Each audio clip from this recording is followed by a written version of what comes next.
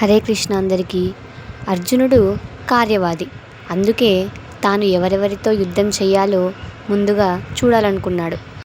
వారి బలాలు బలహీనతలు ఏమిటో అంచనా వేసుకోకుండా గుడ్డిగా వారితో యుద్ధం చేయాలనుకోవడం లేదు.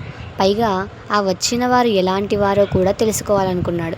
ఆ వచ్చిన వారు దుర్యోధనునికి సహాయం చేయడానికి వచ్చారా, అతడికి ప్రీతి కలిగించడానికి వచ్చిన వారా, లేదా అతనికి భయపడి వచ్చారా, బెదిరిస్తే వచ్చారా, లేదా వారి పాపాన్ని ప్రోత్సహించడానికి వచ్చారా, వారి వద్ద ఉన్న డబ్బును చూసి వచ్చారా, పదవి వ్యామోహంతో వచ్చారా, నీచ బుద్ధితో వచ్చారా, తప్పనిసరై మొహమాటంతో వచ్చారా, పాండవులపై లేదా శ్రీకృష్ణునిపై ద్వేషంతో వచ్చారా, మోసపోయి వచ్చారా అని అందరినీ తెలుసుకోవాలనుకున్నాడు. అయితే ఈ మాటల్ని చూస్తే ఎవ్వరికీ విషాదం మొదలైందని అర్థం కాదు.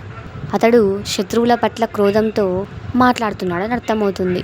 ఇంకా శత్రుసేన తనకొక లెక్క కాదనే ఆత్మవిశ్వాసం కనిపిస్తుంది. మరైతే భగవంతుడు చేసిన విచిత్రం ఏంటో నెక్స్ట్ వీడియోలో తెలుసుకుందాం. Until then, Radhakrishna.